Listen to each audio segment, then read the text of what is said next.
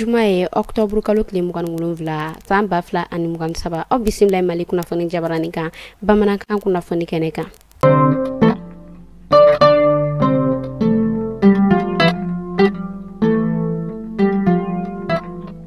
Kunnafoni daminɛna an ma ladɔnya k'a fɔ kurantigɛtigɛ o yɛrɛ kɔni barika bonyalen no kosɛbɛ an ka jamana kɔnɔna na. Ministre min ni ale yɛrɛ kɔni ka baara ni o yɛrɛ kɔni bɛnnen no kuranko kun kan, ale yɛrɛ kɔni bɔla ka kunnafoni di kɛ tarata don su kunnafoniya minnu kɔnɔna na ni a y'a yira k'a fɔ ko kurantigɛtigɛ o yɛrɛ kɔni kun ye yurugu min ni o yɛrɛ kɔni bɔla u ka baara mɔgɔ yɔrɔ dɔw olu yɔrɔ. O tɛmɛnen kɔfɛ ni a y'a yira k'a fɔ ko nin wagati damadɔ in na ko kuranko o bɛna sigi sen kan, dugudenw olu yɛrɛ kamana gannen no kosɛbɛ ka sabu kɛ ale bɔlen kɔfɛ ka kuma kurantigɛtigɛ ale ma jɔ alisa Dr Solamaw olu yɛrɛ kɔni bɛ ka damakasi kɛ cogo suguya bɛɛ lajɛlen na. Banabaatɔ minnu ni olu ladalen no Dr Sola ani olu kɔrɔ sigimɔgɔw olu yɛrɛ kɔni bɔla k'a yira k'a fɔ olu yɛrɛ dusukun tɔɔrɔlen no ka sabu kɛ olu ka banabaatɔw olu bɛ ɲani suguya bɛɛ lajɛlen kɔnɔna na kurantigɛ in na. Olu yɛrɛ minnu yɛrɛ fɛnɛ b'u ka banabaatɔw kɔrɔ olu yɛrɛ kɔni ni degunnen no. O tɛmɛnen kɔfɛ denmansaw olu yɛrɛ fɛnɛ bɔla ka kuma k'a yira k'a fɔ ko kurantigɛtigɛ min b'a la ka kɛ tantɔ ko o yɛrɛ kɔni bɛ k'olu kamana gan ko k'a sabu kɛ ni denmisɛnninw olu ka ɲɔgɔn dan o kɛra nin wagati kofɔta in kɔnɔna na ka a bɛna kɛ baara ye u ka denmisɛnninw bolo kosɛbɛ ko k'a sabu kɛ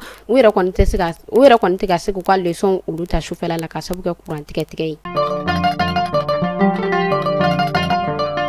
A bɛ wagati damadɔ bɔ fanga tigilamɔgɔw olu yɛrɛ kɔni kun y'u kan bɔ maaw nɔfɛ ko olu yɛrɛ kɔni mago bɛ maaw la u ka baara o kɔnɔna na. O hokumu kɔnɔna na a yirala k'a fɔ papiye minnu ni olu yɛrɛ kɔni kun bɛ ka ɲini baara ko fɔta in na ko o papiye olu yɛrɛ kɔni sɔrɔli kɔni kun bɛ ka kɛ siɲɛ ta ye ka sabu kɛ ni fanga tɛ e maa min e kaman kɔrɔ i yɛrɛ kɔni kun tɛ papiye ninnu sɔrɔ ala den hɛrɛ la. Papiye ɲiniw olu tɛmɛnen kɔfɛ ni a yirala k'a fɔ tɛnɛndon octobre kalo tile 27 ko o yɛrɛ kɔni bɛna kɛ papiye olu dépôt daminɛni ye. Kunnafoniyaw y'a yira k'a fɔ olu fɛnɛ dépôt daminɛni o yɛrɛ fɛnɛ bɛ ka kɛ kata banani ye kosɛbɛ ka sabu kɛ maa dɔw olu yɛrɛ kɔni bɛ se ka tile 2 kɛ papier déposé o yɛrɛ kɔni kunkɔrɔ k'a sɔrɔ u ka papier o ma se ka déposé ko olu yɛrɛ kɔni kamana gannen no kosɛbɛ ko hali ala ma taa kabakuru minnu yɛrɛ kɔni bɛ ka kɛ ni dépôt kɛyɔrɔ ninnu na ko u yɛrɛ bɛ k'olu bɛɛ feere wari la ni e maa min ni i sɛgɛnna jɔli la n'i bɛ fɛ k'i segin. Nin ye kunnafoniya min bɔla dugudenw yɔrɔ ni o yɛrɛ kɔni bɛ ka dugudenw dusukun kaba kosɛbɛ ka sabu kɛ olu yɛrɛ ko ni yurugu minnu yɛrɛ kɔni bɛ ka kɛ tantɔ ko est-ce que ko dantigi bɛna kɛ nin na don mɛn walasa jamana ba Maliba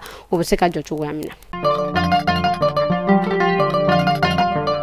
U ka bana min bɛ yen nɔ ni ale yɛrɛ bɛ wele ko dengue ni a yɛrɛ kɔni kuma kun fɔla k'a caya kosɛbɛ kunnafoniyaw y'a yira k'a fɔ ko o yɛrɛ kɔni ɲɔ ɲɛlen no kosɛbɛ an ka ba Maliba o kɔnɔna na. U y'a yira k'a fɔ maa 400 ɲɔgɔn kɔ ko o yɛrɛ kɔni ka nin bana in ko o sigila sen kan ni maa 2 ni olu yɛrɛ kɔni ma se ka bana in o supporter ni olu yɛrɛ bɔnɛna u ni na. Octobre kalo tile 27 san 2027 kɔnɔna na an bɛ ala deli minnu man kɛnɛ ala ka nɔgɔya di olu ma minnu yɛrɛ kɔni bɔnɛna u ni na ala ka badɛnɛma ala k'a di u ni alisilamɛsu bɛɛ lajɛlen ma. Kana maaw olu ka siège kura o birikiden fɔlɔ o yɛrɛ kɔni dalikɛla kunu alamisadon octobre kalo tile 26 san 2027 kɔnɔna na. Yɔrɔ kura min ne a bɛ ka dilan fɛ ni a dagayɔrɔ o bɛnnen no Amdalaye Aseyima k'a tingo bibliothèque nationale la. A yɛrɛ kɛnɛ in ɲɛmaaya o tala ka di colonel Asan Bajalo ma. Kɛnɛ in a yɛrɛ kɔni kɛla nisɔndiya ani bonya ni karama o kɔnɔna na. Ni kunnafoni duman ye kunnafoniya min ni ale yɛrɛ kɔni bɔla ka kɛrɛnkɛrɛn ka ɲɛsin maa minnu ma ni ala ye olu lajarabi ɲɛgɛnɛkɛ bana na. A yirala k'a fɔ ko centre de dialyse 3 o yɛrɛ kɔni bɛna dayɛlɛ an ka faba kɔnɔna na ka kɛrɛnkɛrɛnnenya ni maa kofɔta ninnu tɔgɔ la min yɛrɛ kɔni ni ale yɛrɛ sɔrɔ bɛna waleya ni an ka jamana ɲɛmɔgɔ ye ni ale bɛ wele ko colonel Asimi Goita. Ablaye Kasim Fɔnba ni ale ye an ka farikolo ɲɛnajɛ minisiri ye ale yɛrɛ kɔni senyɛla ɲɔgɔn ye dɔ kɛnɛ kan min yɛrɛ kɔni kɛla sababu ye k'a to drapeau o tala k'o di an ka dolantala ma dolantala minnu ni olu yɛrɛ kɔni kan ka ye coupe du monde kɛnɛ kan kɛrɛnkɛrɛnnenya la Indonésie novembre kalo tile 10 nata san 2027 kɔnɔna na.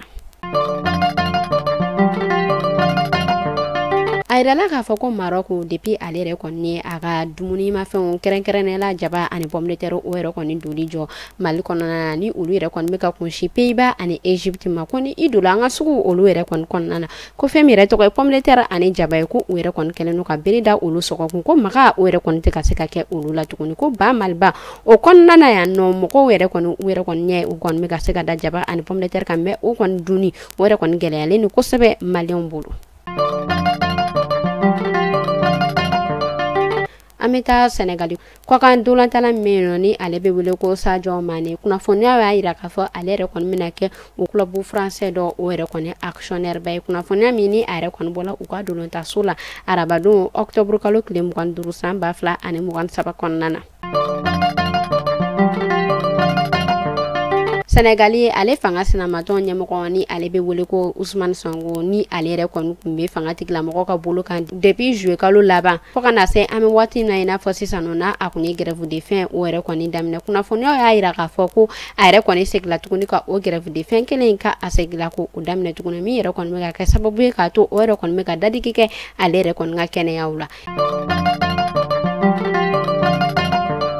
Ni de kun be dansigi kɛ bi kunnafoniya ni e maa ma i be fɛ i ka yɔrɔ o ka lakodɔn ni be fɛ i ka baarakɛtaw o ka lakodɔn ani i ka feerefɛnw i b'an wele ni numéro damadɔ in na 75 71 50 31 ni ne kun be dansigi kɛ bi kunnafoniya aw k'an bɛɛ siɲɛ wɛrɛ.